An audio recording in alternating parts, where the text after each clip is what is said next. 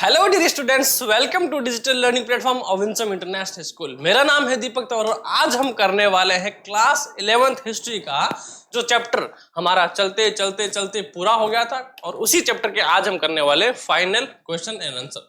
इसमें पहले text book के क्वेश्चन आंसर है, उसके बाद एक्स्ट्रा इंपोर्टेंट क्वेश्चन जो इस चैप्टर में से निचोड़ निचोड़ के निकाले गए हैं, आपके लिए बहुत ज्यादा हेल्पफुल होंगे।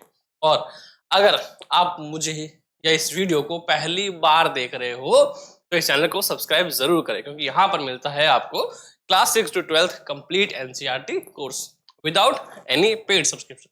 तो चलते हैं हमारे चैप्टर की तरफ। चैप्टर का नाम क्या था? Early societies and writing and city life. तो राइटिंग एंड सिटी लाइफ देख के हमारे दिमाग में एक बात तो खनक गई थी कि जो ये चैप्टर होगा इसमें ये दो चीज इंपॉर्टेंट होंगी। पहला होगा इनकी राइटिंग, दूसरा होगा इनका सिटी लाइफ। इसके बारे में बात कर रहे थे हम एक दजला फरात मींस टिग्रिस और यूफ्रेटिस दो रिवर थी, उन रिवर के बीच में एक जगह थी जिसका नाम था मेसोपोटामिया। करेक्ट, उसके बारे में हमने बात करी थी। और साथ ही साथ हमने देखा कि भाई जो इंसान है ना उसका डेवलपमेंट कैसे हुआ है। तो वो चलते चलते चलते कहां तक पहुंच गया था? राइटिंग एंड सिटी लाइफ तक। तो इसमें हमारा सबसे फर्स्ट क्वेश्चन कौन सा है? क्वेश्चन नंबर फर्स्ट कह रहा है कि why do we say that it was not natural fertility and high level of food production that were the cause of early urbanisation. कि भैया इनके कारण कौन कौन से थे? क्या यही कारण थे या फिर नहीं, है ना? तो हमें क्या लिखना है पहले? It is often said that natural fertility and high level of food production were the cause of early urbanisation. भाई देखो यही कारण रहा, ये तो तथ्य रूप से कहा जा सकता है। क्योंकि देखो अगर हम बेसिक ह्यूमन बिहेवियर की बात करें तो इंसान जो है ना वो शुरू से स्किलफुल या फिर पूरा डेवलप्ड नहीं था, है ना? तो उसने धीरे धीरे रिसोर्सेज का यूज किया, उसके बाद वो क्या हुआ? डेवलप हुआ। देन अगर यहाँ नेचुरल फर्टिलिटी या फिर अच्छा प्रोडक्शन नहीं होता, क्या इंसान आके डेवलप करता है इसको? वहां नहीं करता, है ना? तो पहला जो था उसकी प्रायोरिटी की निर्भर किस पर है? वो दूसरे रिसोर्स पर यानी नेचुरल रिसोर्स पर वो डिपेंडेंट रहे पूरा का पूरा। तो पहली चीज क्या अच्छी हुई यहाँ कि भाई जो ये मेसोपोटामिया वाली जगह थी ना, ये फर्टाइल लैंड था, अच्छा प्रोडक्शन इसमें हो रहा था, तो वो फिर लोग यहाँ आके बसने लगे, है ना? अर्ली अर्बनाइजेशन जो है वो स्टार्ट हुआ, और जब पूरा डेवलप्ड हो गया तो फिर हम उसको क्या बोलते हैं? भाई अर्बनाइज्ड बोलते हैं, है ना? कि वो अर्बनाइज्ड हो चुका था। सो अब रीजन क्या है कौन से हमारे पास? It is because of the following reasons. कुछ कारणों से ऐसा हुआ है, जैसे कि natural fertility encourages settled life. इसको इंकरेज करता है सेटल्ड लाइफ को और एग्रीकल्चर प्रोडक्शन को। और नेचुरल फर्टिलिटी यानी जो प्राकृतिक रूप से जो जमीनें हैं अच्छी उपदा पैदावार करती है, तो वो लाइफ जो है सेटल करेगी और एग्रीकल्चर प्रोडक्शन है उसको बढ़ाएगी, है ना? प्रोडक्शन मतलब कि कोई भी खेती का उत्पाद है वो बढ़ाएगी उसको। क्यों? क्योंकि वो नेचुरली फर्टाइल लैंड है, इसलिए तो उसमें ज्यादा हमें एफर्ट डालने की भी जरूरत नहीं पड़ेगी। तो उसके लिए जो वहां के स्टार्टिंग वाले ह्यूमंस थे उनके लिए बहुत अच्छा ये रिसोर्स था। It paved the way for animal husbandry. और जो पशुपालक थे उनके लिए भी आसान हो गया था। कैसे आसान हो गया था? कि भाई वो करते तो अपने लिए खेती, पर वो जात वो लास्ट में या फिर इनके फसल के साथ जो कचरा है, पैदावार है, या फिर उस फसल में से जो मटेरियल बच गया है जो इंसानों के काम का नहीं है, इन द सेंस कि खाने के काम का नहीं है, वो जानवरों के चारे उनके खाने पीने के काम आ जाता। और साथ ही साथ खाने की बात तो यहां से हो गई कि भाई एनिमल हस्बेंड्री वाले जो पशु चारक थे ना, पशु चरवाहा बोलते, उनके लिए तो अच्छा था ही था। और साथ में ये फर्टाइल लैंड तो था, ये दो नदियों के बीच में था, टिग्रिस और यूफ्रेटिस, है ना? दजला और फरात जिसको हम कहते हैं हिंदी में। तो पानी की भी कोई कमी नहीं थी। वो अलग बात है कि कभी कभी बाढ़ आने से सब कुछ तहस नहस हो जाता था, बट ज्यादातर के लिए क्या रहता था? भाई नेचुरल फर्टाइल लैंड है ना? बाद में उसके जो रीजन है या फिर उससे जो बचाव है वो किया जा सकता है। Fertility of the soil was also helpful in the beginning of new occupation. अब रोज रोज जो है वो घर के दाल चावल कौन खाएगा? नहीं खाएगा ना यार। कभी तो आलू छोला बना लो, मटर पनीर बना लो, होता है ना अपने मन में। तो जब हम एक खाना कंटिन्यूस लॉन्ग टाइम तक नहीं खा सकते, तो ये लोग जो है वो एक ही जमीन पर क्या पूरे साल या फिर लगातार एक तरह की फसल उगाएंगे? नहीं। तो क्या करेंगे? वो कुछ नई नई चीज जो है ट्राई करते रहेंगे, क्योंकि देखो जो बेसिक ह्यूमन नीड है ना वो इनकी पूरी हो रखी है।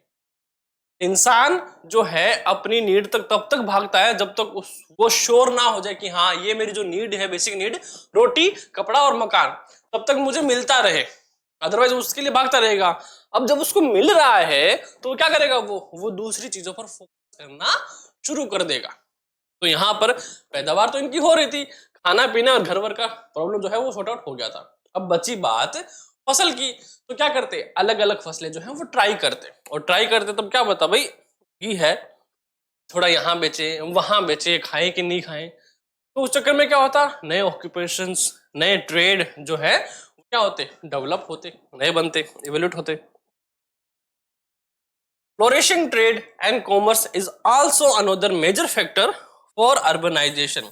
और यही हम अर्बनाइजेशन के लिए बात करें तो फ्लोरिशिंग ट्रेड यानी व्यापार का बढ़ना और कॉमर्स का बढ़ना ही ये सबसे मेजर फैक्ट रहा। क्योंकि देखो फसलें सिर्फ एक जगह तक खाई जा रही है तब तो ठीक है ना, जरूरतें पूरी हो रही है, परंतु अगर हम एक्स्ट्रा हमारे पास बच गई है, बेच देते हैं, है ना, खराब होने से अच्छा है बेच देते हैं।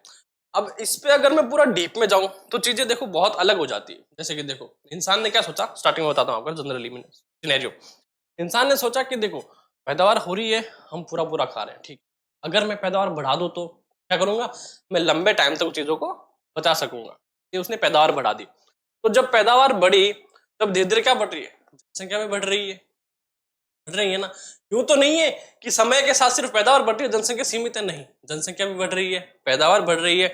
तो जो खपत है ना ऑल ओवर, यानी इसका कंज्यूमिंग, वो भी क्या हो रहा है? बढ़ रहा है। तो जब कंज्यूमिंग बढ़ेगा तो क्या करेगा? वो दूसरे एरिया में देगा। तो देने से क्या फ्लोरिश होगा?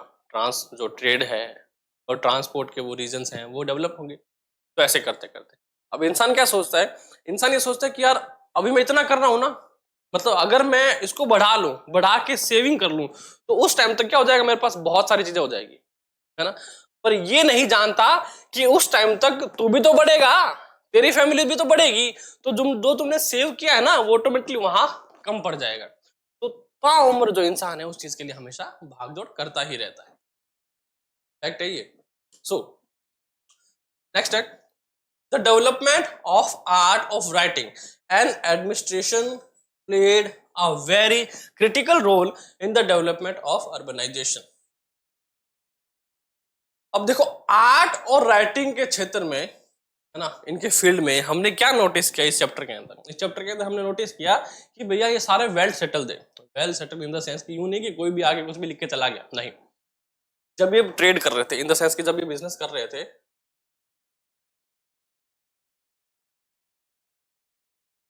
जब ये बिजनेस कर रहे थे, इनके पास जो अकाउंटिंग सोर्स था ना, हिसाब किताब, वो इनका पूरा राइटिंग में हो रहा था, रिटर्न में हो रहा था पूरा ना, लिखित में हो रहा था। साथ ही साथ बिजनेस जो ट्रेड बढ़ रहा था इनका, है ना, ट्रेड जो बढ़ रहा था इससे ट्रांसपोर्ट हुआ, मतलब बहुत सारी चीजें इससे सामने आई। सिंपली बता रहा हूं। तो ट्रांसपोर्ट हुआ, ट्रांसपोर्ट के जरिए हमें जब भी ट्रस्ट बिल्ड करना हो, क्या करना हो? ट्रस्ट बिल्ड करना हो, तो इसके सारे बहुत सारे रीजंस हैं भैया। सील होनी चाहिए, है ना, इस पे मोहर होनी चाहिए, मतलब जो भी एक ही बात है। तो ट्रांसपोर्ट के जरिए जो रॉक वगैरह थे, पत्थर वगैरह थे, या फिर सील का निर्माण, या फिर कोई भी स्टैचू ये बनाते, है ना, वो सारे किस पर बेस्ड होते? ऑर्डर पर बेस्ड होते, है ना, जो भी इनको ऑर्डर दिया जाता। और इस सब चीजों को कोई ना कोई एक इंसान है, इनका जो लीडर है, वो क्या कर रहा था? इनको मैनेज कर रहा था। क्या कर रहा था? मैनेज कर रहा था। इन द सेंस कि इनका जो है वो एडमिनिस्ट्रेशन सिस्टम है ना, जिसको हम एडमिन बोलते हैं, यानी यहां पर कोई ऐसा एडमिन था तो इन सबको क्या कर रहा था? वेल अच्छी तरह से मैनेज कर रहा था। और ये बात कान में, अपने दिमाग में बिठा लो कि जब अगर हमें इन द फ्यूचर में कोई भी संस्था, ऑर्गेनाइजेशन या फिर कोई बड़े लेवल पर कोई भी काम करना है तो फैक्ट मान के चलना कि हमें उसका एडमिनिस्ट्रेशन सिस्टम जो है वो पावरफुल चाहिए, स्ट्रॉन्गेस्ट चाहिए, है ना। तभी सारा जो काम है वो वेल सेटल्ड हो पाएगा, क्योंकि ओनर जो है, इनका जो बॉस है, वो सारे काम नहीं कर सकता। इन द सेंस कि वो ऑर्डर दे देगा पर बाकी के काम देखेगा कौन। वो तो यूं नहीं कि हर जगह जाके देख सके, तो उसे एक ऐसी ट्रस्टवर्दी टीम चाहिए होगी, ऐसा एक एडमिनिस्ट्रेशन सिस्टम चाहिए होगा जो उसके लिए संपूर्ण रूप से क्या हो, पूरा एकदम प्योरली हार्टफुल उसके अंडर में रहे। तो ऐसा ही सिस्टम था मेसोपोटामिया में। अब लोग वहां उग्रवादी तो थे नहीं, ना ही आक्रामक थे, तो वो सिंपली जो है उनके रूल्स फॉलो कर रहे थे, जिसमें उनकी हेल्प करी मिलिट्री सोल्जर्स ने, मिलिट्री सोल्जर्स ने। अब यहाँ एडमिन होता कौन था, ये बॉस होता था वहां का राजा। कौन होता, वहां का राजा, ये जो बॉस है वो होता था, है ना। तो सिंपली ये चीजें वहां चल रही थी। Question number second, which of the following were necessary conditions and which the cause of early urbanization, and which would you say were outcome of the growth of cities। तो देखो दो चीजें हमें पूछी हैं, पहला अर्ली अर्बनाइजेशन, इसका जो विकसित रूप है वो अर्बनाइजेशन है, और हमें पूछा है the outcome of growth of cities, है ना। तो 3 पॉइंट्स जो है हमें पूछे हैं, फॉलोइंग चीजें हमें दे रखी, जैसे कि हमें दे रखा है हाईली प्रोडक्टिव एग्रीकल्चर दे रखा है, वाटर ट्रांसपोर्ट दे रखा है, the lack of metal stone दे रखा है, द डिवीजन ऑफ लेबर दे रखा है, द यूज ऑफ सील दे रखा है, the military power of the kings that made labour compulsory, ये हमें देख रखा है। अब इसमें हमें इन तीनों चीजों में जो है वो डिवाइड करना है। बहुत सिंपल क्वेश्चन है, बहुत छोटा क्वेश्चन है, तो बच्चे का खेल है। So, following were the necessary conditions for urbanization. First, highly productive agriculture। क्या होगा अर्बनाइजेशन के लिए, जो एग्रीकल्चर है वो हाईली प्रोडक्टिव होना चाहिए, वाटर ट्रांसपोर्ट है वो अच्छा होना चाहिए या फिर है, और द डिवीजन ऑफ लेबर, यानी जो लेबर का डिवीजन है, इन द सेंस की एडमिनिस्ट्रेशन पावर जो है इनकी वो स्ट्रॉन्ग होनी चाहिए या फिर स्ट्रॉन्ग है, एक ही बात है। सो अगला है cause of early urbanisation. Reason क्या है अर्ली अर्बनाइजेशन के, lack of metal and stones, metal और स्टोन की कमी, तो किसको इंडिकेट करती है, अर्ली अर्बनाइजेशन। जब जो है अर्बनाइजेशन की तरफ, यानी फिर कोई जो सिटी है विकसित होने के कागार पर या फिर विकसित होने की तरफ क्या हो रही थी, अग्रसर हो रही थी या फिर उस तरफ बढ़ रही थी, है ना, is going to urbanise, early urbanisation से। ठीक है, तो उसके लिए कौन सा रीजन था, पहले तो मेटल और स्टोन की कमी, then second the use of the seals, क्या करना पड़ेगा उनको, तो सील का यूज जो है वो बढ़ाना पड़ेगा। सील किसको इंडिकेट करती है, सील करती है अपने ट्रस्ट को इंडिकेट, कि अगर कोई भी डॉक्यूमेंट है, कोई भी सामान आया गया है तो उस पर सील लगी होनी बहुत ज्यादा जरूरी है। अब जैसे गवर्नमेंट एग्जाम्स होते हैं या फिर कोई भी गवर्नमेंट काम होता है तो उनके लिए क्या करते हैं, वो जो एक लाख होता है, उस लाख को गर्म करते हैं, है ना, गर्म करते हैं, मेल्ट करते हैं, फिर उस पे ना सील गिरा के फिर उसको दबा देते हैं। इसका है वो ट्रस्ट का सिंबल होता है, इन द सेंस कि इस पैकेट को कहीं भी खोला नहीं जाए, और अगर ये जो सील है ब्रोक होती थी, टूटी हुई होती थी, है ना, तो क्या करते हैं, भाई ट्रस्ट इशू बढ़ गया, मतलब बीच में किसी ने छेड़छाड़ करी है ना। अब इन द सेंस कि लाख हो सकता है, कोई भी लिक्विड ऐसा हो सकता है जो ठंडा होते क्या हो जाए, मतलब पक जाए या फिर मजबूत हो जाए ना, ज्यादातर लाख का यूज किया जाता है। तो the military power of the king made labour compulsory, क्या हो रहा है उनपे, मिलिट्री की जो पावर है उस पे कंपल्सरी काम करवा रही है उनको। और अर्बनाइज में हमने क्या देखा कि लोग जो है अपनी खुशी से काम करें, दो चीजें होगी, है ना। अब अर्ली अर्बनाइजेशन की तरफ क्या करना पड़ेगा, हमें लोगों को उस व्यवस्था में ढालना पड़ेगा, तो इसलिए क्या करते थे जो राजा थे वो लोगों पर अपना दबाव बनाते थे, करो या वरना फिर करवाया जाएगा तुमसे। तो ये तो रीजन थे। अब the outcome of the growth of the cities, अब इनका आउटकम क्या रहा, है ना, ये जो अर्ली अर्बनाइजेशन से अर्बनाइजेशन की तरफ मूव हुआ, है ना, अर्ली अर्बनाइजेशन में क्या चीजें थी, क्या कॉज रहे उनके, अर्बनाइज होने के बाद क्या हुआ, अभी इतना होने के बाद इनका आउटकम जो फाइनल रिजल्ट था वो क्या रहा।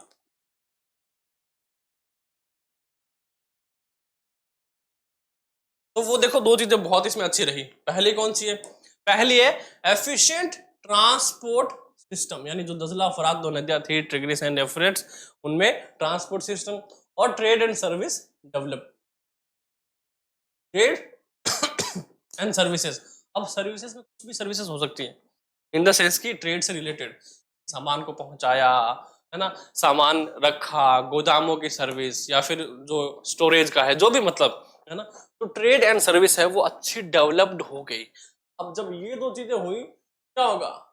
सिटी की जो इकोनॉमी है वो सुधरने लगेगी। क्या करने लगेगी? इकोनॉमी अच्छी होगी, लाइफ जो है उसके पॉइंट्स बढ़ेंगे, और लोग जो है अच्छी लाइफ जो है वो अफोर्ड कर पाएंगे, है ना, तो हाई प्रोडक्टिव जो लाइफ है उनकी बन जाएगी बाद में।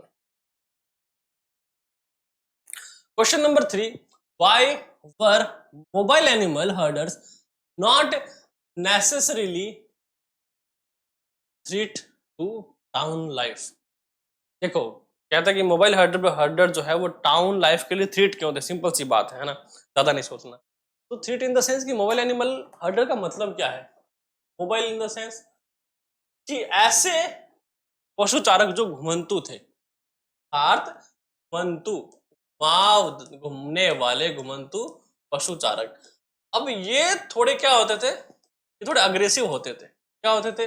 अग्रेसिव होते थे, आसानी से गुस्सा हो जाने वाले, तबाही मचाने वाले, लड़ाकू टाइप के लोग होते थे। तो जो सिटी लाइफ का राजा, वहां राजा तो होल्ड करता था उन चीजों को, वो क्या करता उस पर हमेशा ना सीसीटीवी अपने बंदे जो है ना वो छोड़े रखता हमेशा। सीसीटीवी इन द सेंस कि अपने लोग जो है वो इन पे छोड़े रखता, ध्यान रखते हैं इनका, कहाँ जा रहे हैं, क्या कर रहे हैं, अगर शहर में घुसे तो कौन सी तबाही मचा रहे हैं।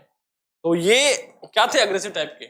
अगर अगर ये सिटी लाइफ में रहते तो इनको क्या करना पड़ता भाई? कुछ चीजें शेयर करनी पड़ती लोगों के साथ, लेन देन करना पड़ता, पर ये ऐसे नहीं थे, है ना, बहुत ही लड़ाकू टाइम के, नहीं यार इससे बात मत करो, ये बहुत अग्रेसिव बंदा है। मतलब आप इसके अगर भले के लिए भी चाहोगे तो वो जब तक उसे मंजूर नहीं है ना तब तक आप उससे बात ही मत करो। तो इसलिए mobile animal herders were required to exchange ghee, metal tools, grain, so they were not a threaten town life. Okay, so क्या थे वो टाउन लाइफ के लिए बने ही नहीं थे, मतलब सिर्फ शहरी जीवन बसाने के लिए वो लोग थे ही नहीं। अगर होते सपोज दैट, तो क्या वो पहले ही अपनी लाइफ सेटल नहीं कर पाते? पहले ही नहीं रह लेते? जब सब कुछ चल रहा था तभी नहीं आ जाते इनके साथ शामिल होने, है ना। तो इसलिए ये लोग जो थे वो टाउन लाइफ के लिए बने ही नहीं थे, क्योंकि इतना एग्रेसिव बिहेवियर होना टाउन लाइफ में या सिटी लाइफ में कोई इसको स्वीकार जो है वो नहीं करेगा। नेक्स्ट क्वेश्चन है हमारे सामने, why would the early temple have been much like house? कि भाई जो शुरुआती मंदिर जो है वो घर के समान कैसे होते थे? देखो मंदिर बनाना यहाँ पर मेसोपोटामिया में हमने जब स्टडी करी तो हमें पाया कि देखो ये मानते थे कि जो ईश्वर है ना वो भी हमारे जैसा है, हमारे जैसे हैं, मतलब हमारे मान ही है ना, रहना खाना सब तो सेम होता है उनका। तो जैसे हम घरों में रहते हैं तो उनके लिए भी क्या बनाया जाए? एक ऐसा निवास स्थान बनाया जाए जो घर के समान हो। और स्टार्टिंग में जो भी मंदिर बने वो लगभग घरों के जैसे ही थे, है ना, कि पर एक कमरा हो जहां पे वो है और एक 4 दीवारी बाउंड्री कर दी जाए कि जहां पे उनका जो निवास है वो बनाया जाए। इस तरह से पहले मंदिर जो बनाए जाते थे और यही परंपरा चल रही थी। परंतु जब धीरे धीरे वो डेवलप हुए, है ना, उनका ध्यान इन चीजों पर गया, तब उन्होंने नए जो आर्टिफैक्ट है, नए जो सील है, नए जो मोती वगैरह इनको मिले, पत्थर वगैरह से सजाना उन्होंने शुरू किया था, है ना। ये तो बेसिक आंसर है। So early settled began to build temple at selected spots in their villages. तो पहले क्या करते थे वो? पहले भाई भगवान का घर बनाते थे, है ना। क्या करा? ये भगवान का घर बना दिया, यहाँ पे भगवान रहेंगे, और अब इसके चारों तरफ जो है वो अपने मकान जो है वो बनाने क्या कर देते? शुरू कर देते ये लोग। तो ये चल रहा था पहले। The earliest known temple was a small shrine made of unbaked brick. बिना पकी हुई ईंटों से बना हुआ these early temples were much like a house because they were small in size. There used to be an open courtyard around which rooms were constructed। temples were the residence of various gods. The temples also had their outer wall going in out and regular intervals which no ordinary building ever had. देखो अलग क्या था उनमें, temples also had their outer wall going and out at regular intervals which no ordinary. बस सामान्य घरों में जो आउटर वॉल है बाहर की तरफ अंदर की तरफ वो ऐसा नहीं हुआ करती थी। रेगुलर हाउस में सिर्फ मकान बने होते थे, परंतु जैसा बताया मैंने आपको भाई कि ऐसा क्यों करते थे, है ना, इसलिए करते थे क्योंकि उनका मानना था भाई भगवान है हमारे जैसे ही हैं, तो उनके रहने के लिए घर चाहिए, तो घर जैसा घर बनाया गया पहले, और फिर जब सेटल हो गया तब यूनिक दिखाने के लिए कि हाँ ये मंदिर है, फिर इसको क्या करा गया, सजाया गया। और वो कैसे मिले थे भैया, हमें बहुत सारे मॉडल ऐसे मिले जो घर की तरह ही थे, इसलिए हम ऐसा कह रहे हैं कि भाई शुरुआती जो मंदिर थे वो घरों जैसे दिखते थे। Question number 5, of the new institutions that came into being once city life had begun, which would have depend on initiative of the king. So temple है, trade है, seal making है, sculpture and art of writing were the new institutions that came into begin with the beginning of the city life, and these institutions depend on the initiative of the king. क्योंकि अब लोग खुद से ही करने लगे तो ये पॉसिबल नहीं था, कोई ऐसा दिमागदार आदमी चाहिए जो इंस्ट्रक्ट करे, नहीं बस तब तो समझ आए।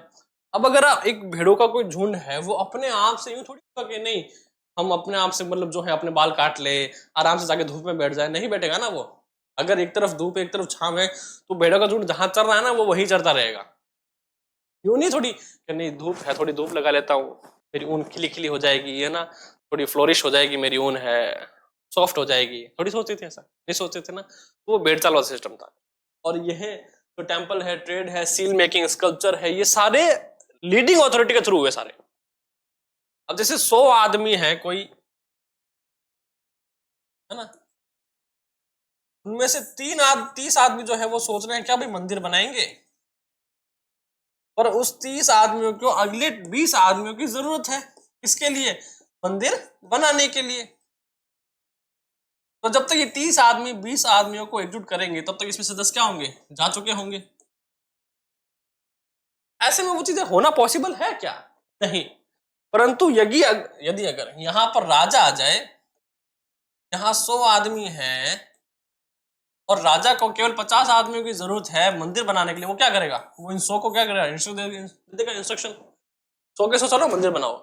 तो जहां 50 की जरूरत थी वहां 100 लगेंगे, और जो काम 2 दिन में हो रहा था वो 1 दिन में खत्म हो जाएगा। ये होता है एक बेटर, एक अच्छा लीडर होने का मतलब, एक अच्छा बॉस होने का मतलब, करेक्ट। तो ऐसे जो चीजें हैं वो क्या हुई, बाद में सामने आई। और यहां पर जो टेम्पल है, ट्रेड है, seal making, sculpture and the art of writing सारा भी है वो न्यू इंस्टीट्यूशन के तहत चालू हुआ, है ना, नई सिटी लाइफ के साथ। और इसका इनिशिएटिव कौन था, इसका इनिशिएटिव किया राजा ने कि भाई शुरू करो। Question number 6, what do ancient stories tell us about the civilization of Mesopotamia? Ancient story क्या कहती है, बहुत सारी कहानियां हैं, नोआ की कहानियां हैं और इमरकर की कहानी है, गिलगमिश की कहानी है ना। तो ये चीजें देखो नाम ऐसे याद हो जाते हैं, अब यूं थोड़ी कि रट्टा लगा, नहीं, रट्टाफिकेशन नहीं करना चाहिए, क्योंकि एजुकेशन इज नॉट ए रट्टाफिकेशन वाला सिस्टम, है ना। अगर एक्चुअल में आपको पढ़ाई करनी है तो सिस्टम ऐसा हो कि चलो याद किया है अभी 2 दिन बाद भूल जाएंगे, है ना, ये ह्यूमन बेसिक बिहेवियर है। अगर आपको एक पर्टिकुलर चीज याद रखनी है तो क्या करो, उसको हर 7 डेज में रिपीट मारो जितना आपने पढ़ लिया है। 7 दिन कोई एक चीज पढ़ी हमने, 7 दिन में उसको फिर से दोबारा पढ़ लिया, 7 दिन में उसको रिपीट कर लिया, तो जैसे ही 3rd टाइम 4th टाइम आप करोगे ना तो आपको ऑटोमेटिकली क्या चीजें समझ में आएगी, ठीक है। नहीं रटना तो यूं हो गया भाई, आज लगे 3 दिन तक लगा, हमने पूरा रट्टा मार लिया, ये चीजें ऐसी थी, पर मजा नहीं आएगा उसमें। तब है जब आपको 7 गैप देके पढ़ा और सारा समझ में आ गया। जैसे ही मेसोपोटामिया लाइफ आया, अरे यार वहां तो बंदा था, कौन था, इमरकर था, गिलगमिश था, और नोह की कहानी हमने पढ़ी थी, जो जिसका एविडेंस तो बाइबल में है, बाद में मिला नहीं था वो अलग बात है। परंतु बाइबल में ऐसा एविडेंस है कि नोआ नाम का कोई बंदा था, पूरे धरती पर बाढ़ आ गई थी, पानी भर गया था, तो एक उसने क्या करा, एक जहाज बनाया बड़ा, और सभी दिखते हुए जीव जंतु थे उनके सिंगल सिंगल पैर रख लिए। और इमरकर क्या था, पहला ट्रेड सिस्टम जिसने बनाया। गिलगमिश जो इमॉर्टलिटी के लिए ढूंढने गया था, भाई कहां मिले मुझे अनंत जीवन, अमर हो जाऊं मैं, है ना। फिर वो बाद में घर आया, देखा यार मेरी जनता मुझे इतना प्यार करती है, मतलब मेरे बाद भी संभाल ही लेंगे लोग, है ना। तो फिर उसने इमोर्टलिटी जो ढूंढना है वो छोड़ दिया था, परंतु वैज्ञानिक को नहीं छोड़ा। अब क्यों, बाकी बातें बाद में बताऊंगा। So ancient stories of Mesopotamia are valuable source of information. बहुत सारी चीजें हमें वहीं से पता लगती है। As per the stories, Mesopotamia is situated between two rivers, the Tigris and Euphrates. कि पुरानी कहानियों के अनुसार दो दजला और फरात नदियों के बीच में एक ऐसी शानदार जगह स्थित है जिसको मेसोपोटामिया कहा जाता है। And Mesopotamia was one of the advance civilization of its time. Society was divided into 3 classes. कितनी क्लासेस में डिवाइडेड थी? 3, upper class, middle class, lower class. और ये जो सिस्टम है वो प्रेजेंट में भी चल रहा है ना बस। And people belonging to upper classes led a life full of comfort and luxury and enjoy special privileges.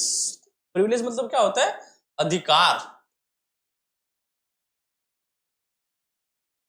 है ना। उनको एक्स्ट्रा जो है वो राइट्स मिले हुए थे। जैसे जैसे क्लास 10th के अंदर हमने जो फ्रेंच रेवोल्यूशन पढ़ा, तो 9th में था French revolution, the nationalism, the rise of nationalism पढ़ा था हमने। उसमें हमने एक्स्ट्रा जो प्रिविलेजेस की बात करी थी, है ना, किसकी? जो अपर क्लास वालों की। बिल्कुल ऐसा ही अधिकार जो है इनको यहाँ पर दिए गए थे, है ना। तो इनको क्या बोलते हैं? अधिकार, प्रिविलेजेस, कुछ हटके। Agriculture was the main occupation. Agriculture was the main occupation of the people. Their life was normally prosperous. Religion was an important part of their life, and people worshipped many gods and goddess. Shemus was their main god. It was the sun. Jigret was the name given to Sumerian temples. तो देखो इनकी सभ्यता जो है वो बिल्कुल भारतीय सभ्यता जो है बिल्कुल वैसी है। मतलब भारत का जो सिस्टम रहा है वो लगभग ऐसा ही रहा है ना। कि देखो 3 क्लास के थे, यहाँ भी 3 क्लास के थे, अमीरों के पास ज्यादा अधिकार थे, गरीब जो है उनके थे, और इनमें भगवानों की पूजा बहुत की जाती थी, मंदिर इनके बनाए जाते थे। तो बिल्कुल कैसा है, भारतीय जो व्यवस्था है वो इसी व्यवस्था है। तो एक्स्ट्रा एफर्ट मारने की हमें जरूरत नहीं पड़ेगी। सिंपली हमें ये याद रखना कि इनकी जो व्यवस्था था, सामाजिक व्यवस्था थी, सोशल जो लाइफ था इनका, वो भारत के लोग है ना, जो हम बचपन से पढ़ते आ रहे हैं। तो किस लिए बता रहा हूँ? क्योंकि हम बचपन से चीजें देखते आ रहे हैं कि हाँ यह था, ये था, ये था। तो अगर हम बोले कि भाई जो सोसाइटी या फिर सोशल लाइफ है भारत के जैसी वहां की थी, हाँ चीजों में डिफरेंस है, जियोग्राफी में डिफरेंस है, बट एक मेन फैक्ट मान के चले कि हाँ वहां भी अमीरों के ऐसे हाल थे, यहाँ भी अमीरों के ये हाल थे, वहां गरीब ऐसे थे, यहाँ गरीब ऐसे थे। टॉर्चर थोड़ा कम कर लेना। और एग्रीकल्चर वहां था, यहाँ भी क्या है, आज तक एग्रीकल्चर जो है वो फर्स्ट जो है वो बना हुआ ऑक्यूपेशन। करेक्ट, बस इतना सा। और ये बात एक्स्ट्रा थोड़ी अलग से ध्यान रखने की, रिलीजन इंपोर्टेंट थे, है ना। तो उनके पहले जो भगवान थे वो शमस थे, है ना, was their main god, important god थे। And it was the sun ziggurat, it was the sun मतलब सूरज की बात करें, ziggurat was the name given to Sumerian temple. और जिग्रेट जो टेंपल पहला सुमेरियन टेंपल है उसको नाम दिया गया था। ये एक्स्ट्रा नोट करने वाली बातें हैं। इसके अलावा बहुत सारी बातें। Another description from the Bible, कहां से आया? बाइबल से आया। और हमारे भी किससे डिस्कशन है भैया? रामायण से। रामायण है, वेद पुराण है, बस बात लगभग सेम सी है, कुछ एक्स्ट्रा पढ़ने की जरूरत नहीं है, बस हाँ एक बार देखने की जरूरत है। So according to the Bible the flood was mean to destroy all form और life on the earth. But इसमें एक चीज है कि इनके जो एविडेंस ढूंढे गए ना, एविडेंस मिले नहीं थे, है ना। तो बाद में बोला कि भाई ठीक है, एक स्टोरी है, उनको मान के बस एक पढ़ा जा सकता है। परंतु भारत में जब हम रामायण के एविडेंस की बात करें, पूरे पुख्ता सबूत हैं। और अभी तो पूरे भारत में जकार आपको पता ही है ना। तो वो एविडेंस के मतलब एविडेंस है उनके, और यहाँ एविडेंस नहीं है, तो ये चीज थोड़ी अलग रख लेना।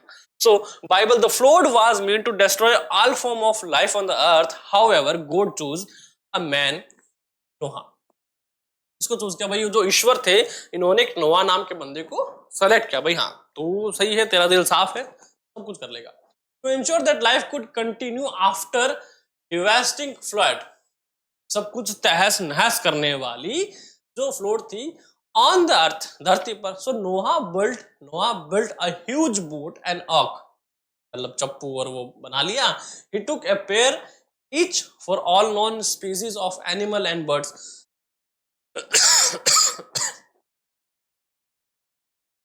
On the board, the ark which survived the flood. And when other things were destroyed by the flood, his boat remained safe along with all species. Thus began a new life on the earth. There was a similar striking story in Mesopotamia tradition, where the principal character was called Jusudra or Utnapishtim, है ना। तो Bible की एक कहानी है भाई, नोआ नाम का बंदा, बताया मैंने आपको, बिल्कुल ऐसा ही ऐसा एविडेंस किसमें मिला है, मेसोपोटामिया की ट्रेडिशन में भी कहा जाता है कि भाई जो बंदा था उसका नाम जियोसुद्रा था या फिर उत्नपिष्टम था, ये दोनों में से एक थे। तो ऐसा ही ऐसी स्टोरी जो है वो रिपीट हुई है, जब एविडेंस ढूंढे तो मिला नहीं था इनको। अब आते हैं वेरी शॉर्ट क्वेश्चन। तो यहां तक तो देखो किताब का किस्सा फिनिश कर दिया हमने। कितने क्वेश्चन में कर दिया भैया? हमने कर दिया क्वेश्चन नंबर 6 तक फिनिश कर दिया, है ना। तो अब तक तो थे आपके text book questions.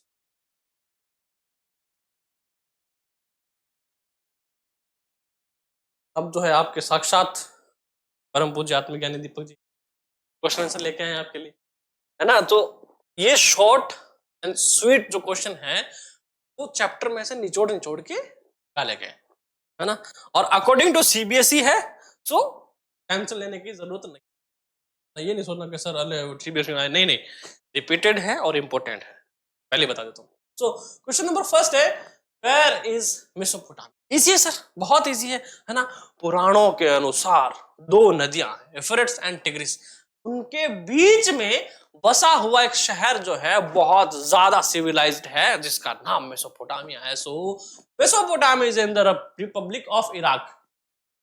Extra important आगे चीज, it is situated between two world famous rivers Euphrates and Tigris, and the ancient Mesopotamian civilization also flourished in this region. मस्त आ गया ना? ऐसे लिखना है आंसर। मेसोपोटामिया क्या है? इन द रिपब्लिक ऑफ इराक में स्थित है और इन दो नदियों के बीच में है। साथ ही साथ एंशिएंट मेसोपोटामिया जो सिविलाइजेशन है वो भी इस रीजन में ही फ्लोरिश हुई थी, यहां से ही उद्भव उसका है। Question number second, For which reason the Mesopotamian river is well known? कौन से कारण के लिए अच्छी तरह, भाई वर्ल्ड फेमस वर्ड जो यूज किया है ना, किस रीजन से यूज किया भैया? It is well known for its development of city life, rich literature and mathematics. Sir ये क्या है? 10th की बुक पढ़ी है? पढ़ी है ना? उसमें मैथमेटिशियन के नाम याद है और हर बार क्या बोला जाता था, भाई ये वहां का है, ग्रीस का है ना, ग्रीस का है, मिस्र का है, तो ये कहाँ है? सारा इसी में तो है, इन द सेंस कि यहीं से। और एस्ट्रोलॉजी है, फिजिक्स जो है ना, वो सारे लगभग यहीं से। और मोस्टली क्या होता है, इनका जो जो चीजें बता रखी उन्हें कुछ मतलब थ्योरम्स जो है ना, उनका जो मीनिंग है, जो वर्ड है वो कौन सा होता है? ग्रीक वर्ड होता है हमेशा, पता है ना। तो वही है यहीं से। यहाँ की जो लोग थे पढ़ाई पूरी बहुत ज्यादा करते थे स्टार्टिंग जो है। और मजे की बात, काफी टाइम तक यानी एंशिएंट चल गया था पूरा, मॉडर्न हिस्ट्री जब चल रहा था, मॉडर्न वाला समय, उस समय तक मेसोपोटामिया के लोगों को, जो पुराने लोग थे ना, एंशिएंट लोग, उनके जो लिखे हुए पत्रों पे थे ना, वहां से जो मैथ्स है वो पढ़ाई जाती थी। तो सोचो उनको कितना प्योर नॉलेज मिल रहा होगा, मतलब बीच में कोई भी मॉडिफिकेशन नहीं। जो मैथमेटिक कैलकुलेशन वो बंदा एंशिएंट टाइम में करके गया है, उन्हीं कैलकुलेशन को वहां क्या होता, सिखाया जाता। तो चीजें डेवलप नहीं होती, क्योंकि हमेशा से कहा गया है कि भाई जो हमारा एंशिएंट टाइम था ना, वो बहुत ज्यादा क्या था, एडवांस था। आज हम जो बुक्स पढ़ते हैं, जो ग्रंथ पढ़ते हैं, जो वेद पढ़ते हैं, उनमें जो नॉलेज है वो बहुत ज्यादा रिच लेवल का कंटेंट है। तो पर आज के बच्चे अगर हम उनको दे देना पढ़ने के लिए तो समझ में नहीं आएगा। के लिए बहुत ज्यादा उनको मतलब यूं है एजुकेशन जो है ना, मतलब उस लेवल तक हासिल करना पड़ेगा, तब उनके बाद वो उनको पढ़ पाएंगे, समझ पाएंगे। संस्कृत श्लोक क्या कोई बोल पाता है क्या? नहीं, बहुत कम लोगों को याद होते हैं। 10th के बाद जैसे शनेश निर्माण के मुक्ति कम गजे गजे साधु नहीं सब चंदन वने वने, याद नहीं आता होते सबको, धीरे धीरे मतलब सब होता है सब कुछ। तो उसके लिए क्या चाहिए भैया, एक चाहिए लेवल चाहिए पढ़ने के लिए। परंतु मेसोपोटामिया शुरू से ही वो पढ़ाया जा रहा था, उनका कंटेंट ऐसा होगा भाई साहब बहुत ज्यादा हाई लेवल का होगा। और जब इस लेवल पे बच्चा पढ़ रहा है तो उनकी जो नॉलेज है वो क्या होगी, ऑटोमेटिक बढ़ेगी। वहां से आते थे भाई साहब मैथमेटिशियन, बढ़िया लिटरेचर था उनके पास, अच्छी डेवलप सोसाइटी थी। तो झगड़े जो है वहां बहुत कम देखने को मिले, क्योंकि जो बंदा पढ़ाई करेगा वो तो लड़ाई थोड़ी करेगा, नहीं करेगा ना। बस शिक्षा एक साधन ही ऐसा है। Question number 3, when and where did archaeological work begin in Mesopotamia? First of all, सबसे पहला क्वेश्चन है, इंपोर्टेंट है भैया ये, 2 स्टार इंपोर्टेंट, IMP क्या लिख लो या फिर मोस्ट वैल्यूएबल लिख लो। So first of all archaeological work began in Mesopotamia in 1840 at given site। 2 sites पर हुआ था, हमने देखा था। पहले तो डेट आपको याद रखनी है, दूसरा उरुक एंड मारी। कहने को बहुत इजी है परंतु इंपॉर्टेंट है। क्वेश्चन नंबर 4 है, what is the meaning of the word Mesopotamia? Mesopotamia की मीनिंग क्या है? क्योंकि देखो टीचर क्या करते हैं, देखो 2 तरह के। अब अगर आपकी फर्स्ट क्लास होगी ना, तो अगर कोई टीचर आपको कोई भी चैप्टर पढ़ाएगा, इन द सेंस कि अगर वो हिस्ट्री का टीचर है, तो सबसे पहले वो पूछेगा आपसे, बताओ हिस्ट्री का मतलब क्या होता है। ऐसी बात है, ये जगह थी मेसोपोटामिया, इसका मतलब क्या है, नाम क्या है? So the word Mesopotamia is derived from 2 Greek word। 2 Greek word से, मेसोस एंड पोटामस। पोटामस वाला नहीं, potamus. So the word मेसोस means the middle and potamus means river। तो मेसोस मतलब बीच का, पोटामस मतलब रिवर। तो 2 नदियों के बीच का शहर जिसका नाम है Mesopotamia. The word hence the land lying or situated between 2 rivers Tigris and Euphrates called Mesopotamia। इतना सा आपको याद रखना है। और ऐसे करते करते हमने इस चैप्टर में से निचोड़ निचोड़ के बहुत ज्यादा, बहुत शानदार, बढ़िया वाले क्वेश्चन जो है वो निकाल लिए हैं। Question number 5, what does the Bible depict about flood? क्या बोला गया था भाई? बोला गया था according to the holy book of Christian the Bible the flood was mean to destroy all form of life. क्या मतलब था भाई? जो बाढ़ थी ना, वो अस्तित्व ही खत्म करना चाह रही थी ऑन द अर्थ पर। However God choose a human being. भगवान ने एक बंदे को चुना, नोआ, कि भाई इंश्योर करने के लिए भाई इस बाढ़ के अंदर वो कुछ स्पीसीज को बचा पाए, जिसको जानता है। Question number 6, where was city life developed first of all in the world? Name the cities. Where was city life developed first of all in the world? कहाँ? देखो, एक तो सभ्यता की बात आती है और एक सिटी, नगर की बात आती है, तो दोनों में कंफ्यूज मत होना। सिटी लाइफ सबसे पहले कहाँ डेवलप हुई और came into being first of all in the world in Mesopotamia. जो पहला शहर था city life, the earliest development cities were, कौन कौन सी थी? उर थी, उरुक थी और किश थी। उर, उरुक और किश, 3 सिटी लाइफ नाम है, आपको याद रखने हैं। सिटी लाइफ और सभ्यता, है ना, सिटी और सिविलाइजेशन दोनों में फर्क है, पहले ही बता रहा हूं, कंफ्यूज नहीं होना है ना। क्या बताए सर? नहीं वो तो वो हमने पढ़ा था उधर, वो सिविलाइजेशन दूसरी, नहीं, ये सिटी लाइफ है। क्वेश्चन नंबर 7 क्या कह रहा है? Which type of cities came into prominence in Mesopotamian civilization? किस तरह की? So these type of cities came into prominence in Mesopotamia civilization. These were region town, trading town और imperial town। 3 तरह के तो सिटीज सिविलाइजेशन में, तो वो जनता मनता थी, लोगों मतलब उद्भव था या फिर कह सकते हैं कि प्रभाव था। इस तरह का रिलीजन टाउन थे जहां लोग भगवानों को पूजते वगैरह थे, ट्रेडिंग टाउन थे जहां बिजनेस व्यापार होता था, और इंपीरियल टाउन जहां वो एक तरह का इनरिच जो कल्चर है वो सेटल था। इन तरह के। Question number 8, which were the major crop production during Roman civilisation? क्या पूछ लिया है? रोमन सिविलाइजेशन के तहत कौन सी जो प्रोडक्शन थी, क्रॉप प्रोडक्शन, वो इंपॉर्टेंट थी। The major crops growth during the Roman civilisation were wheat, peas, lentil and barley. मतलब कि गेहूं, मटर, लिंटल मसूर जो होता है, बार्ले मतलब ज्वार, ज्वार वही ना। Question number 9, what were the reasons behind the development or growth of urbanization in Mesopotamia? What were the reason behind the development of urbanization in Mesopotamia? कौन कौन से रीजंस थे देख लो, ताकि आप जब अपना शहर बसाओ काम आए। तो the reasons behind the growth of urbanization in Mesopotamia were the following. Growth agriculture, पहला और मोस्ट इंपोर्टेंट यही है कि वहां का जो एग्रीकल्चर था, जो जमीन थी है ना, वो बहुत ज्यादा क्या थी, बहुत ज्यादा उपजाऊ थी, है ना, कल्टीवेटेड लैंड था, है ना, तो उसकी वजह से। देन फ्लोरिशिंग ट्रेड, व्यापार बढ़ा, और यूज ऑफ सिल, किसका यूज हुआ, सिल का यूज हुआ, and the military strength of the ruler who made labour compulsory to all. और भाई साहब मिलिट्री की स्ट्रेंथ थी जिसकी वजह से जो कानून व्यवस्थापक था, रूलर था वहां पर, सब पर कंपल्सरी चीजें वो लागू करता था। तो ये चीजें थी। तो सबसे पहला जब एग्रीकल्चर ग्रोथ होगी तो वहां पे धीरे धीरे सब कुछ बढ़ना शुरू हो जाएगा, और फिर आपके सामने आएगा एक बढ़िया लीडर जो इन सबको होल्ड करके बैठा है।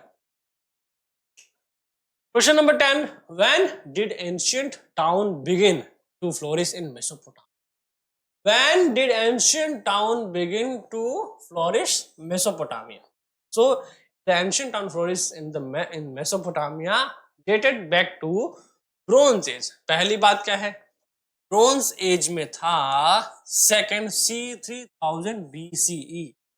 डेट आपको याद रखनी है, पूछा जा सकता है। Question number 11, which was the ancient town of Mesopotamia? Name its capital also. Ancient town का नाम प्लस उसकी capital. So Uruk was the ancient town of Mesopotamia, it's capital was Baghdad. किसका था? उरुक एंशिएंट टाउन था जिसकी राजधानी Baghdad थी। क्या थी? बगदाद थी। और अगर आपको कुछ याद है तो बगदाद का एक बहुत ही फेमस कैरेक्टर है जो हम हिंदी किताब में भी पढ़ते हैं, शायद अगर याद है तो कमेंट में जरूर बताना। And it was one of the magnificent town of that time, है ना, बहुत ही शानदार जगह थी उस समय की। Question number 12, name two ruler of Uruk. Two ruler of Uruk and the name the archaeologist who excavated it. तो देखो ये भी इंपॉर्टेंट है। So two ruler of Uruk were Enmerkar and Gilgamesh. Enmerkar कौन सा भैया? जिसने जो ट्रेड सिस्टम है वो शुरू किया था पहला, और गिलगमेश जिसने इमॉर्टलिटी के लिए भागदौड़ की थी। और हाँ, अब बता देता हूँ ना आपको, साइंटिस्ट के बाद मैंने रोका था, चलो में जरूरी थोड़ा बहुत। तो देखो गिलगमेश क्या था, सबको पता है गिलगमेश मतलब आफ्टर हिस्ट्री के चैप्टर के बाद भाई गिलगमेश एक ऐसा इंसान था जो अमरता की खोज के लिए मतलब दर दर भटक रहा था। और आज फ्यूचर में मतलब प्रेजेंट में एक साइंटिस्ट का जो ग्रुप है वही, ठीक है, यही का भी है। तो वो क्या कर रहे हैं, वो रिसर्च कर रहे हैं, इन द सेंस की रिसर्च ऐसी कि नैनो रोबोट्स होंगे, है ना, मतलब बॉडी के अंदर कुछ भी रहेंगे, तो वो कहते हैं कि एज जो है ना वो वापस चली जाएगी या फिर कोई भी बीमारी नहीं होने देंगे। तो उनका मानना है कि ऐसे जो शरीर है ना वो लंबे समय तक स्वस्थ रहेगा, बीमारियां नहीं होगी और एज बढ़ेगी या फिर एज रिवर्स होगी, जो भी है उनका, है ना, छोटे से बता रहा हूं। तो उस प्रोजेक्ट को उन्होंने प्रोजेक्ट गिलगमेश नाम दिया है। बस इतना सा समझ लो, अगर जीके में आए कि कौन सा प्रोजेक्ट जो है इमॉर्टलिटी पे बेस्ड है, तो है वो प्रोजेक्ट गिलगमेश। क्यों? क्योंकि गिलगमेश ही ऐसा व्यक्ति था जो इमॉर्टलिटी के लिए भागदौड़ कर रहा था भैया, है ना। तो ये बात थी, समझ में आया? मजे आ रहे? लाइक करो, शेयर करो, सब्सक्राइब करो। एंड सेकंड क्या है, the city of Uruk was excavated bye Julius Jordan in 1913। Very very important, बहुत ज्यादा इंपॉर्टेंट है। इस क्वेश्चन का पूछ लेगा, है ना। बुक में बताया तो है कोई यहाँ पर किया किसने, जूलियस जॉर्डन 1913 में। जूलियस जॉर्डन जे भाई ने किए 1913 में किए। डन। क्वेश्चन नंबर 13 क्या कह रहा है, हु फाउंडेड उरु एंड व्हेन। उर इसने ढूंढा और कब ढूंढा। सो उर वाज फाउंडेड बाय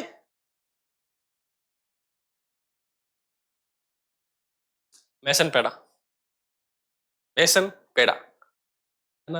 अगर एम को मैंग पे जगह बी कर दो तो मैं तो बेसन पेड़ा हो जाएगा, है ना। तो मेसन पेड़ा नाम है उस बंदे का। It was founded in 2670 BC। This town was a famous part as well as trading town. तो अगर नाम याद रहे नहीं रहे तो बोले था भाई, बेसन पेड़ा नाम का एक व्यक्ति था जिसने 2670 में क्या किया, फाउंड किया किसको, उर को, है ना। बेसन की जगह एम, बी की जगह बी एम कर देना तो बेसन पेड़ा नाम हो जाएगा। ऐसा करना, याद रखने के लिए बता रहा हूँ, मुझे बोला था कि कोई सुन ना ले। List some items which are essential for urban development. कौन कौन जरूरत है भैया, एफिशिएंट ट्रांसपोर्ट नेटवर्क तो चाहिए चाहिए, ट्रेड होगा तभी तो मजे आएंगे, क्राफ्ट है, सर्विस है, वो तो बाद में हम करते रहेंगे, पर ये है तभी तो ट्रेड बढ़ रहा है। ये चीजें हैं इंपॉर्टेंट है किसके लिए, अर्बन डेवलपमेंट के लिए। Question number 15, name the archaeologist who carried out excavation work at उर। उर फाउंड किसने करा, जे भाई ने करा, है ना। मैंने करा क्या,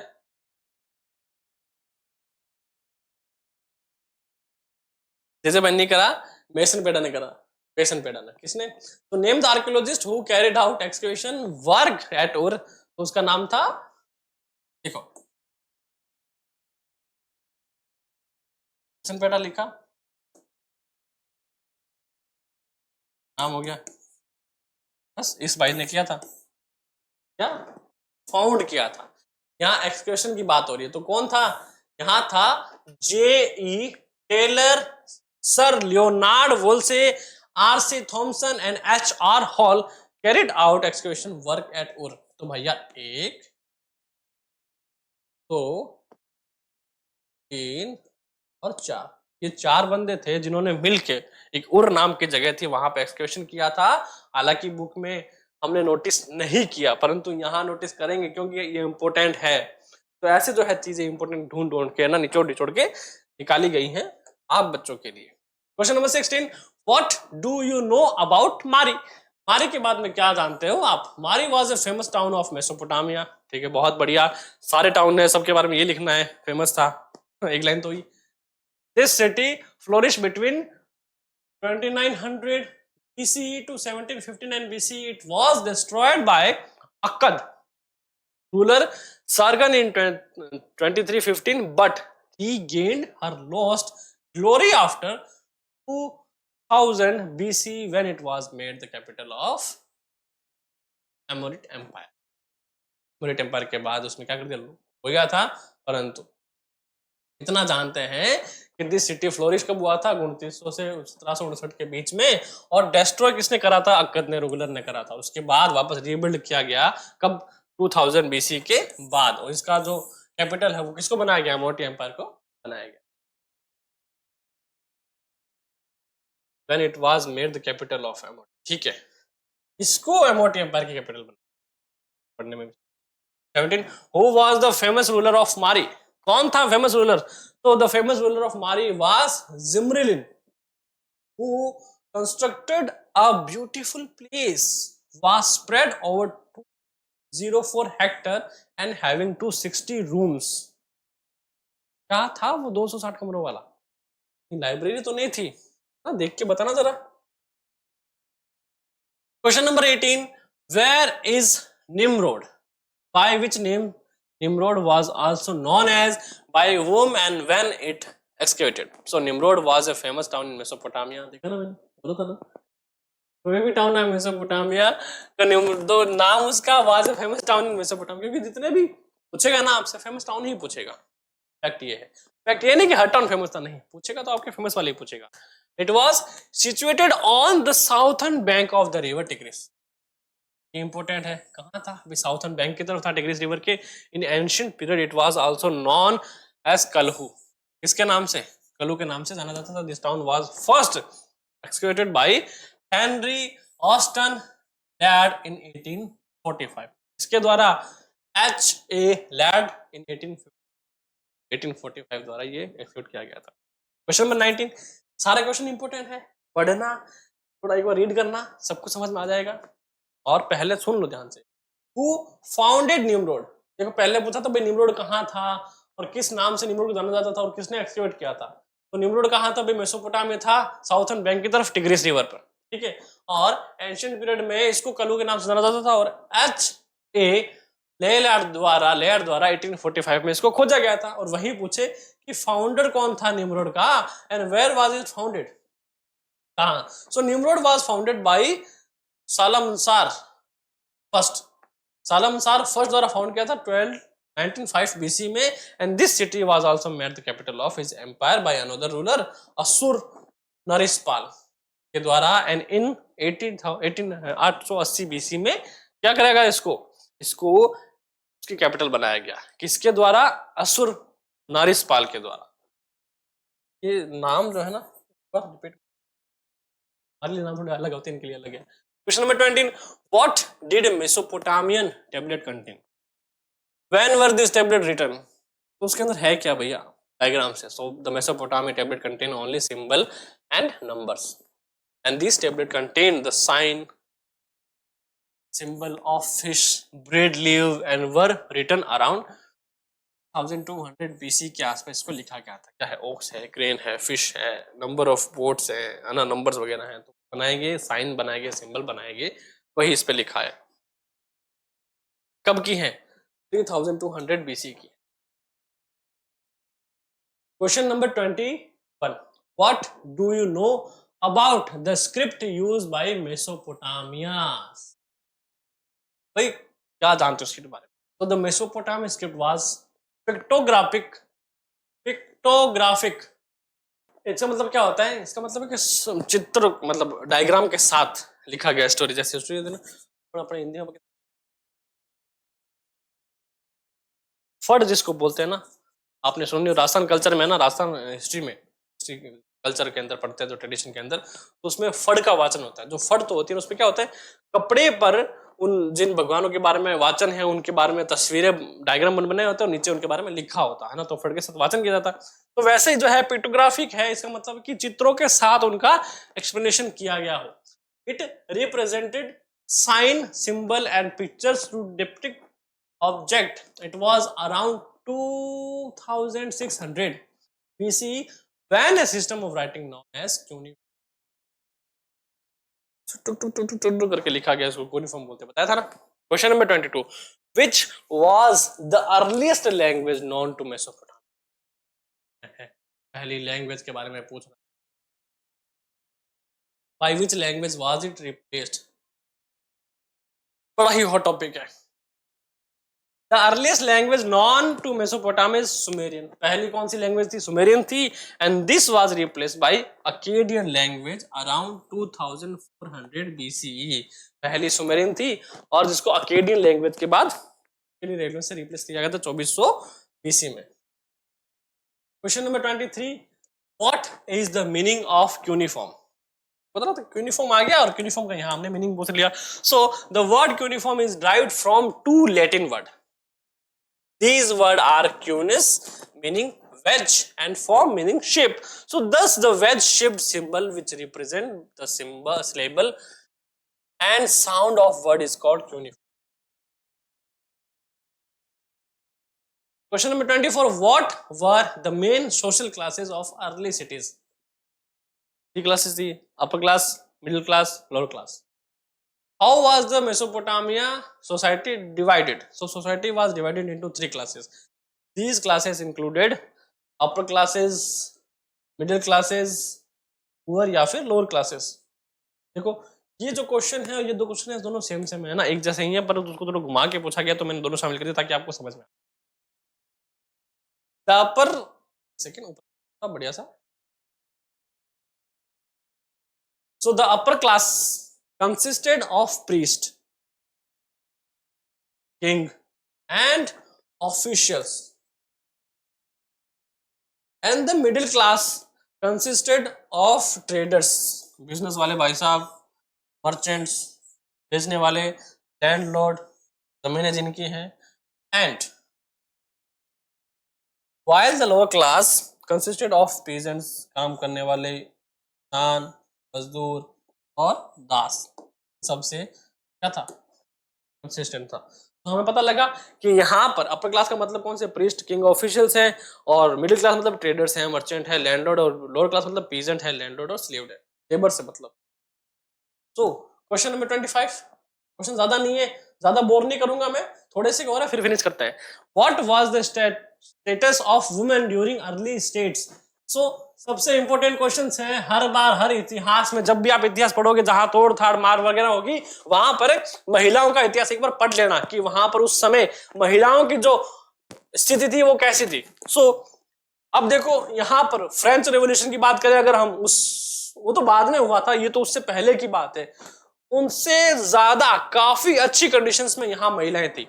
So the status of women was very good during early states. They participated in social and religious festival without any dismentions. They were free from social restriction and could hold any desirable post with her ability.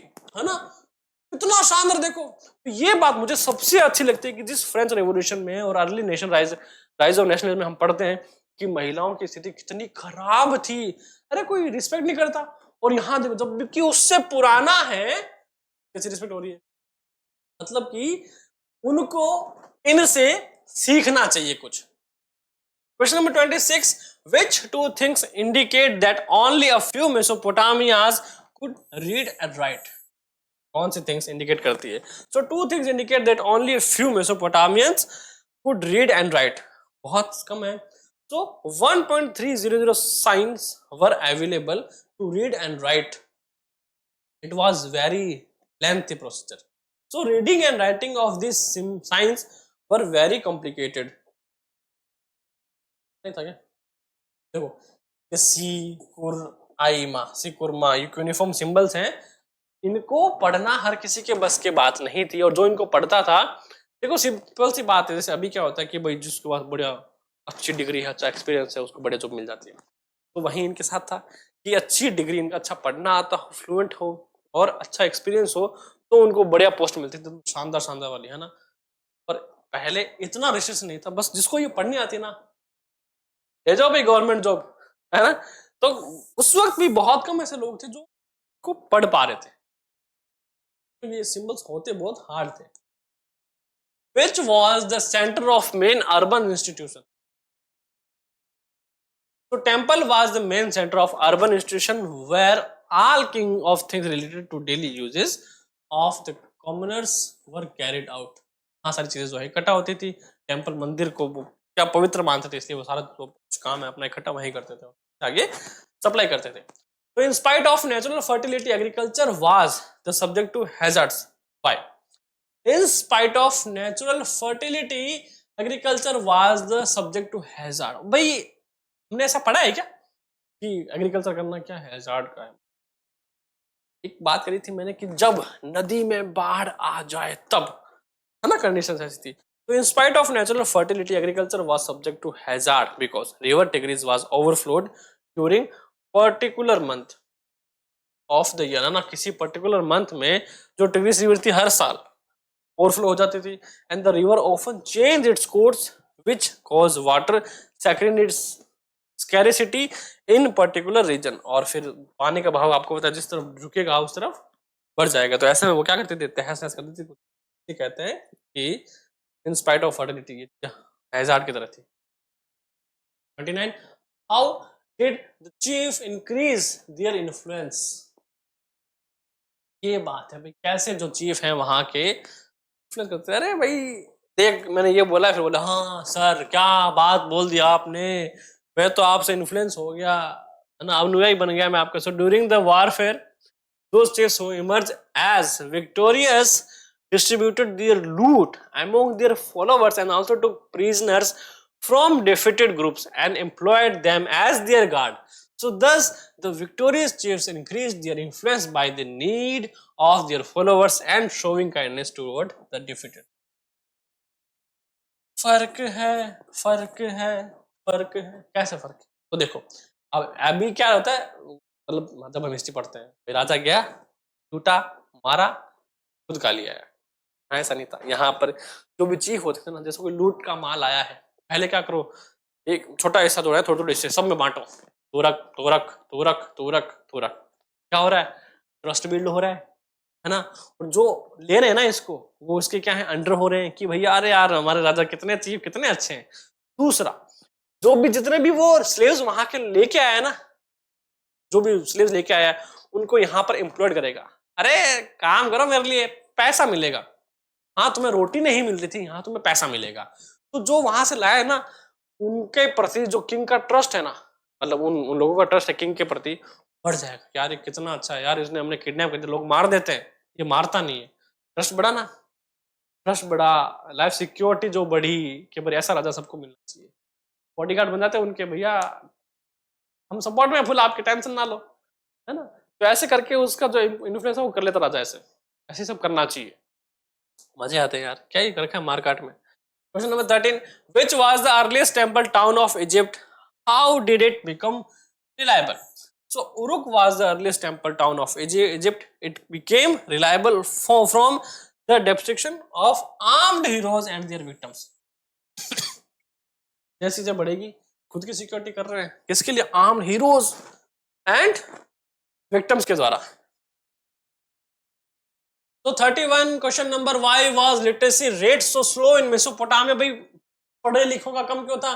Simple सी बात है, symbol हर कोई पढ़ नहीं पा रहा था। So the largest number of symbol coupled with the complexity of the language led to low literacy rate in Mesopotamia, है ना। तो कॉम्प्लेक्सिटी बहुत कॉम्प्लिकेटेड था यार सिंबल को पढ़ना। यार कौन बिना पढ़ने का, मतलब बिना रीजन के या बिना पढ़ाए? क्योंकि देखो दो तरह के लोग होते हैं। पहला दीपक संदेश है, ठीक है, जो मिला पढ़ लिया, अच्छा ये क्या पढ़ लेते हैं, ये क्या पढ़ लेते हैं, अच्छा ये नहीं बुक है पढ़ लेते हैं। दूसरा क्या होता है, मैं यार क्या मतलब नया छोड़ना यार, यार ये सब देख के पढ़ने जा रहा है, यार क्या पढ़ूं मैं। दो तरह के। तो जिसने पढ़ लिया ना कि ठीक है यार पढ़ लेता हूँ, सब बाद में पढ़ लूंगा, अलग बात है। पढ़ लिया तो उसको पता हो गया, अच्छा इसमें ये लिखा, इसमें ये लिखा, इसमें याद भी होगा, वो तो यहाँ लग गया।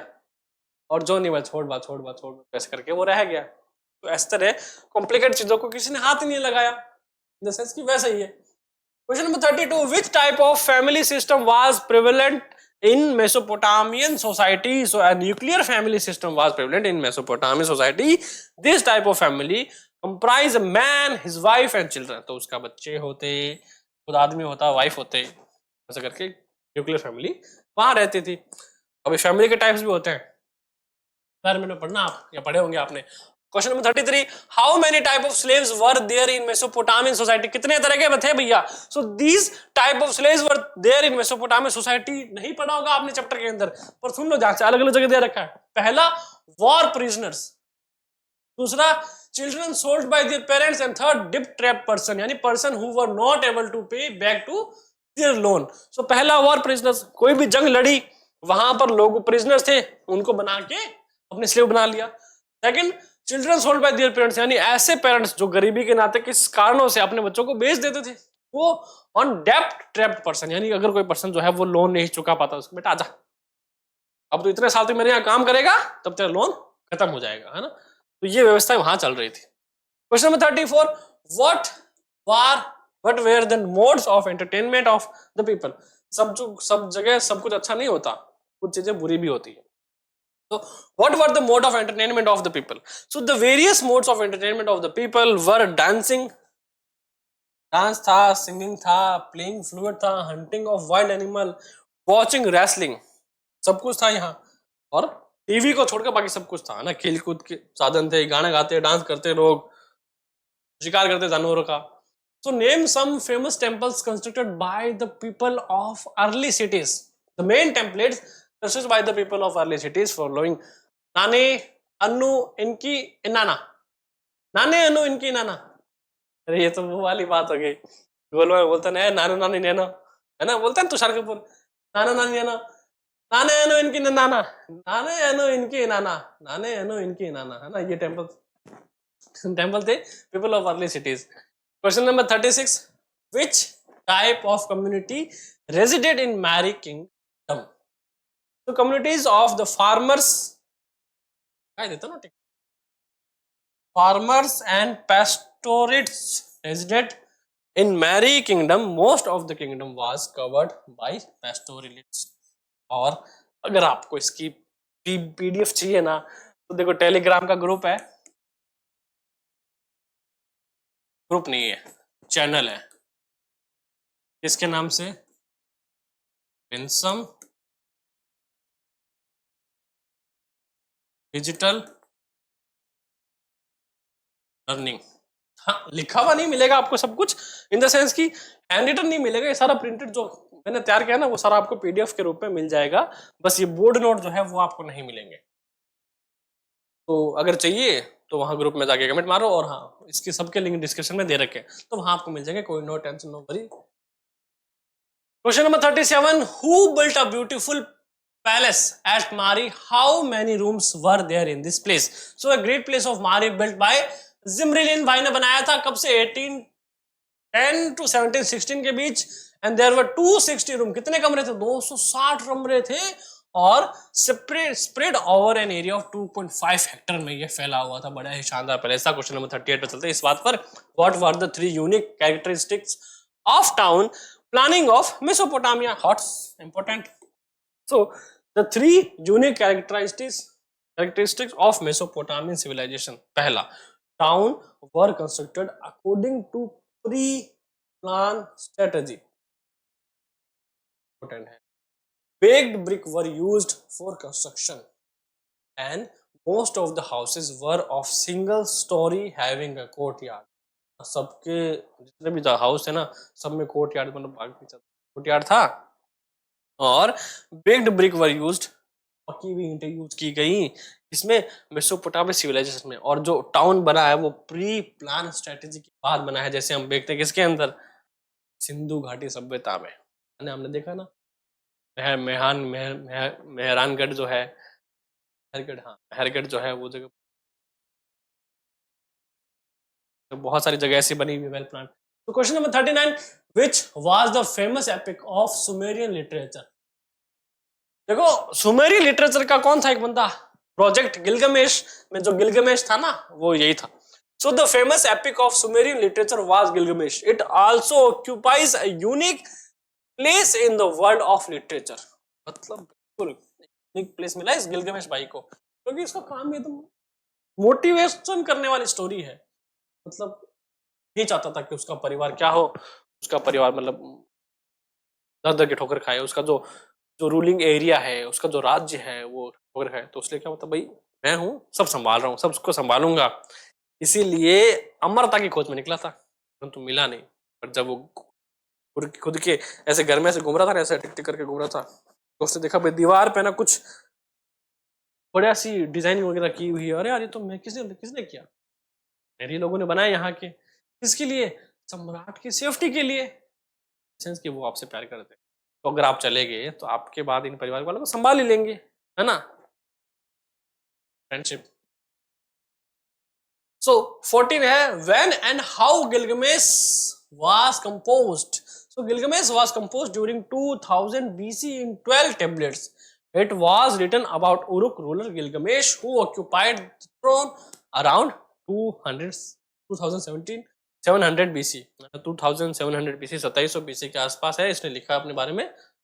तो शॉर्ट आंसर टाइप, वो वेरी शॉर्ट था, ये शॉर्ट है ना। Question number first, why Mesopotamia is considered important by Europeans? Give reasons.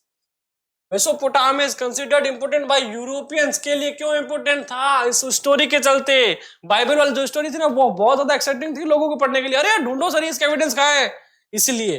हाँ, so Europeans considered Mesopotamian important of account of the following reasons. So in Old Testament there are reference about it which refer to Shimar, meaning the Sumer, the land of brick built cities. It's clearly referred to Mesopotamia because of early planned cities existed there.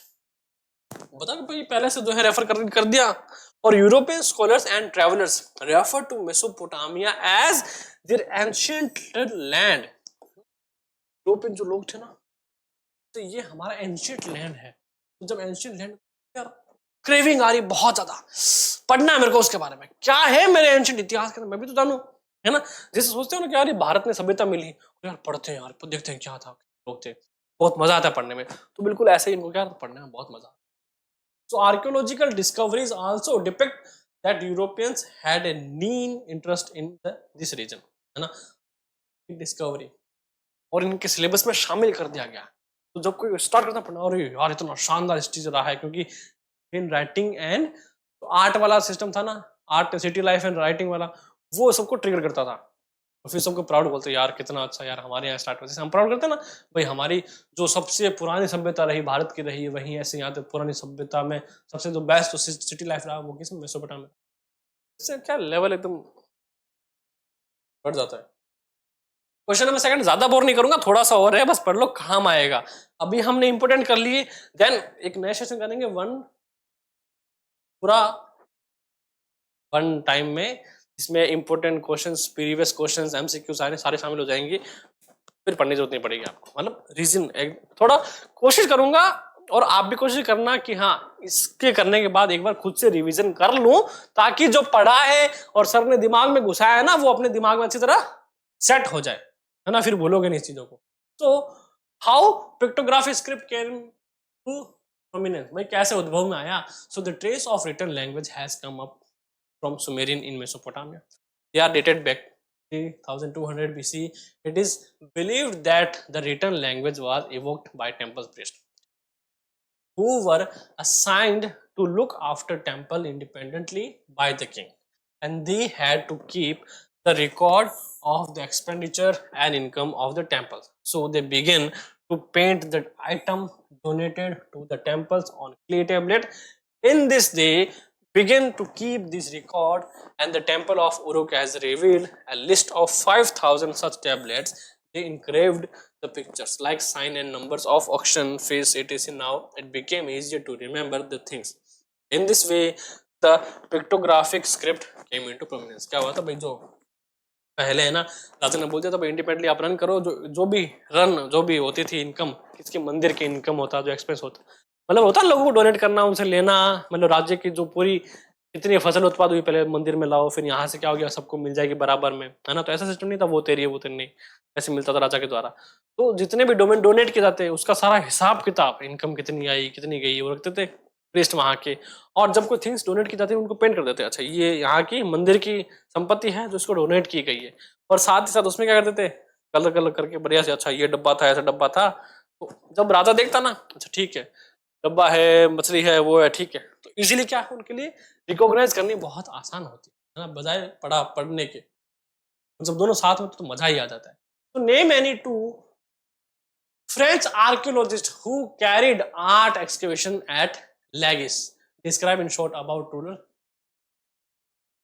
भाई Gudiya ruler के बारे में बताना है। So Lagash the important city of Mesopotamia, इसके बारे में नहीं था बुक के अंदर रेफरेंस ना, ऊपर ये इंपोर्टेंट है क्यों, क्योंकि जब हम आर्कियोलॉजिस्ट की लिस्ट में जाते हैं ना, एक्सकवेशन लिस्ट में जाते हैं, तो उसमें जो है गुडिया नाम का रूलर है वो आता है, तो उसको हमने खोद के निकाला। The important city life of Mesopotamia was discovered by two French archaeologist, Ernest de Sarzec and Gaston cross.